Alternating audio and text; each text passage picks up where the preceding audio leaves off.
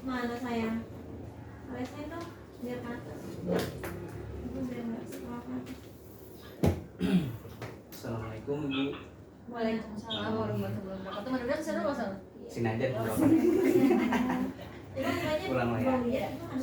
Assalamualaikum Ibu. Waalaikumsalam.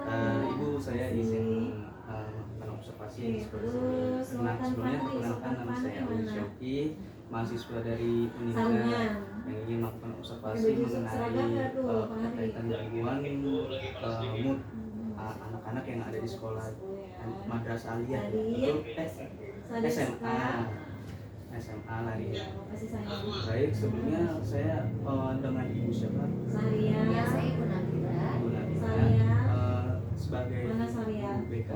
Saya guru BK di kelas 10 dan 12. Kelas 10 dan 12. Baik. Saria nggak ada ya? Ibu, ini sebelumnya saya mau memberikan beberapa pertanyaan mengenai kasus-kasus yang ada di sekolah SMA di sini berkaitan dengan nggak ada ya di sini. gangguan mood pada siswa.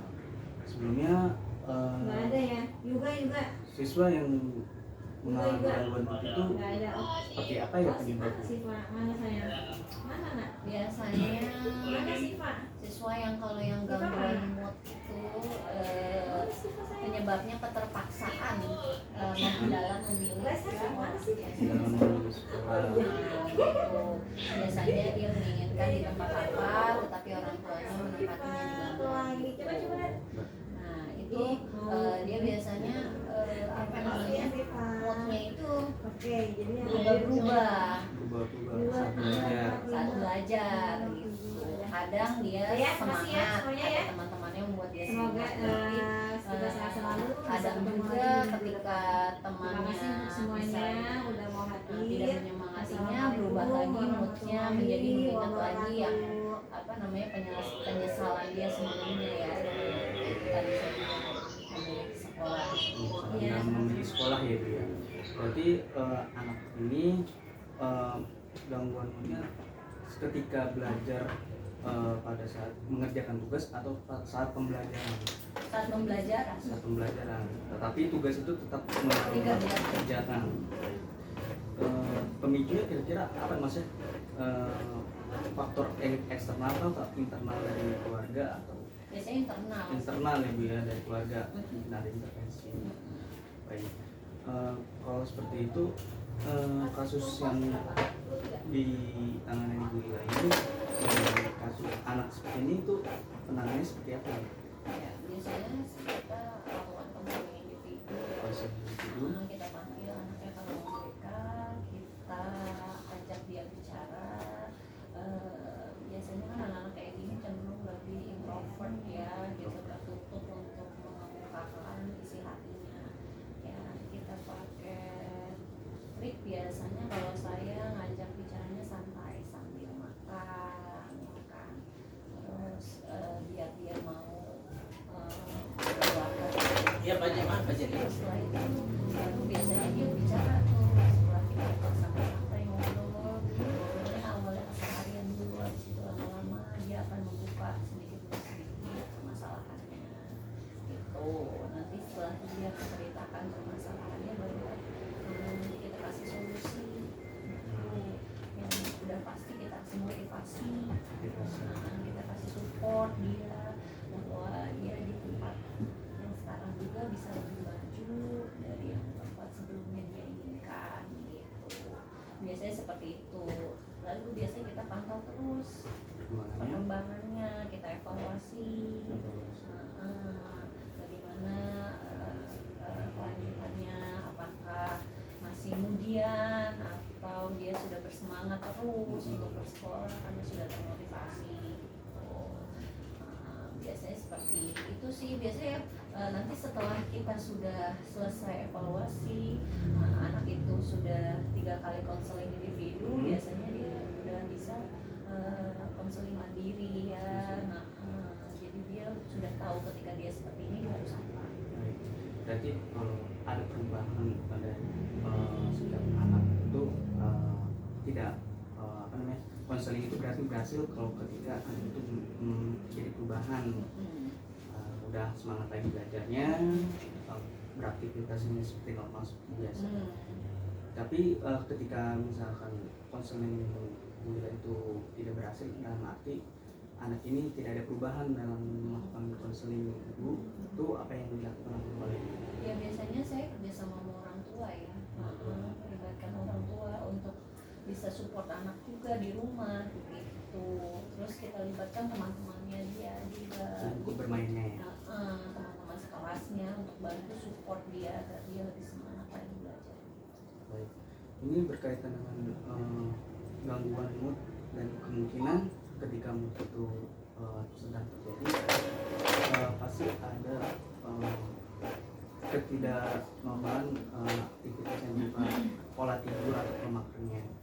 Apakah saat anak tersebut menceritakan ke Bila itu ada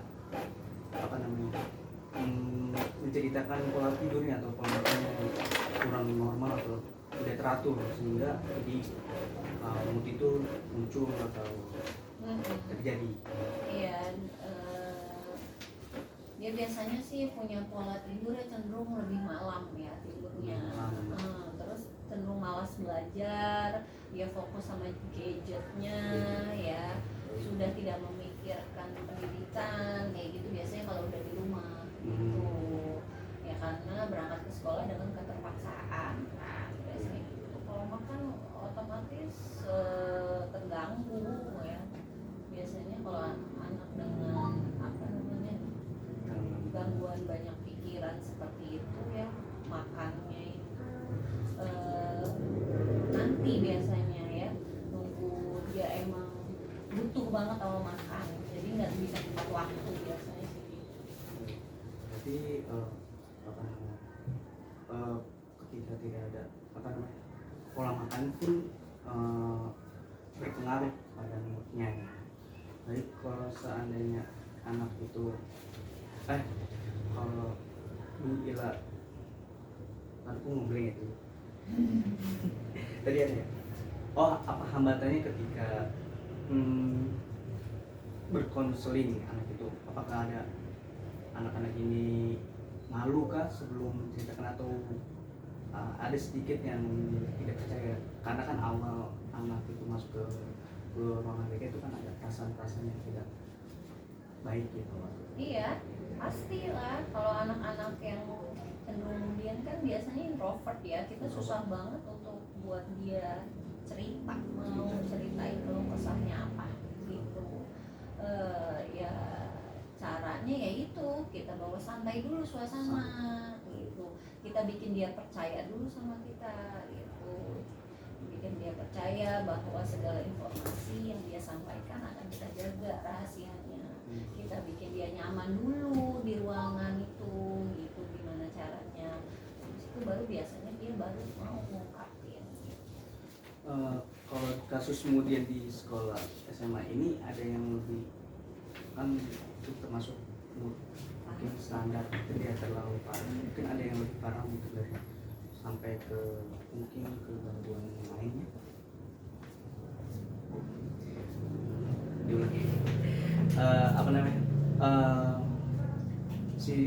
Apakah ada kasus lain sama seperti gangguan mood tapi dia lebih ke berkaitan dengan sekolah lainnya seperti kayak susah tidur udah bahas apa ya, susah fokus dalam belajar. Iya, ada sih gitu, tapi faktornya bukan karena sekolah ya, tapi karena internal keluarga, permasalahan di dalam keluarga ya, bukan pada permasalahan di sekolah tapi permasalahan di keluarga, sampai anak itu didiagnosa mengidap bipolar, borderline disorder ya. Mood dia bisa berubah seketika ya, jadi dia kadang berapa menit kemudian dia nangis, berapa menit kemudian dia ketawa ya kan, berapa menit kemudian dia bisa nangis sambil ketawa gitu ya. Itu faktornya sangat internal di lingkungan keluarga ya, permasalahannya kompleks sekali. ada sih sampai seperti itu. Sampai mau bunuh diri mungkin enggak, tapi menyakiti dirinya iya. Menyakiti dirinya. Self harm, sampai self harm ya.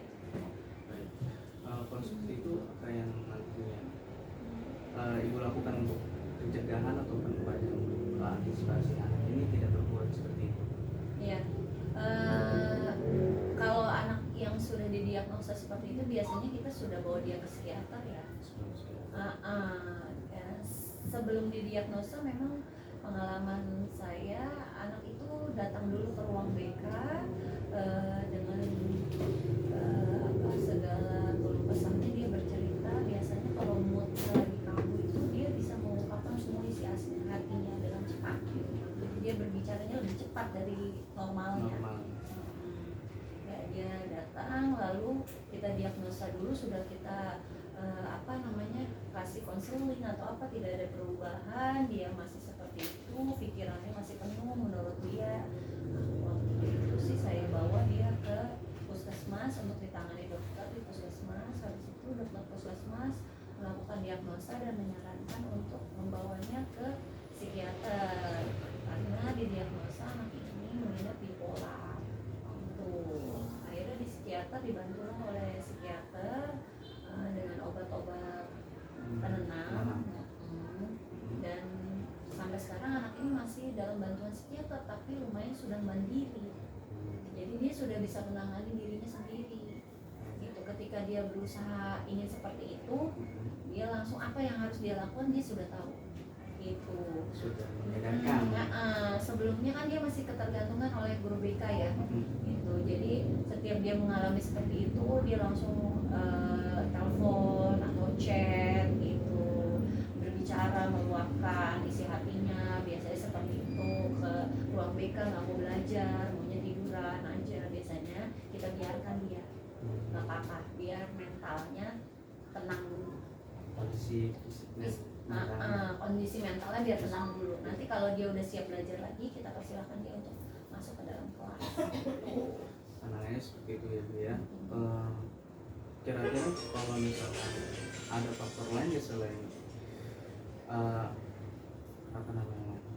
dari lingkup sekolah, kalau mau nanya apa ya? Faktor eksternal. Tadi eksternal udah ya? Internal tadi. Oh itu internal ya? Eksternal ya betul ya. Untuk faktor eksternal itu apakah teman-teman sebaya itu mempengaruhi anak tersebut atau mempengaruhi mentalnya. Ada juga teman yang mempengaruhi mentalnya gitu. Kadang dia datang ke ruang BK dan cerita, kata teman-teman aku begini, kata teman-teman aku begini gitu. Aku nggak enak sama teman-teman dulu, teman-teman kayaknya perlakuannya kayak gini gitu lah, aku dibilang aku dispesialin apalah gitu. Tapi kita mencoba memotivasi dia agar tidak teringat lagi dengan kejadian-kejadian sebelumnya, biar dia nggak ke-trigger lagi, biar nggak kumat lagi. Akhirnya setelah motivasi anaknya, kita lanjut ke teman-temannya. Ya, kita ngobrol sama teman-temannya di kelas, kita kasih arahan bahwa jangan iri sama temenmu yang sedang mengalami seperti ini, karena dia pun tidak mau dengan kondisinya dia yang sekarang. Kalau bisa ditukar, siapa yang mau berada di kondisi dia gitu. Kita kasih pemahaman ke teman-temannya, akhirnya teman-temannya sekarang udah paham. Berarti yang dilakukan Bu Ila itu ketika anak tersebut menciptakan faktor eksternalnya itu, Bu Ila melakukan sosialisasi pada teman-temannya juga, tidak hanya memberikan pemahaman pada teman-temannya. Sepertinya cukup untuk mewajari, karena mungkin tanya-tanya yang saya sudah siapkan sudah terjawab. Sebelumnya saya terima kasih banyak atas waktu dan tempatnya. Memberikan maaf. Assalamualaikum warahmatullahi wabarakatuh. Waalaikumsalam warahmatullahi wabarakatuh.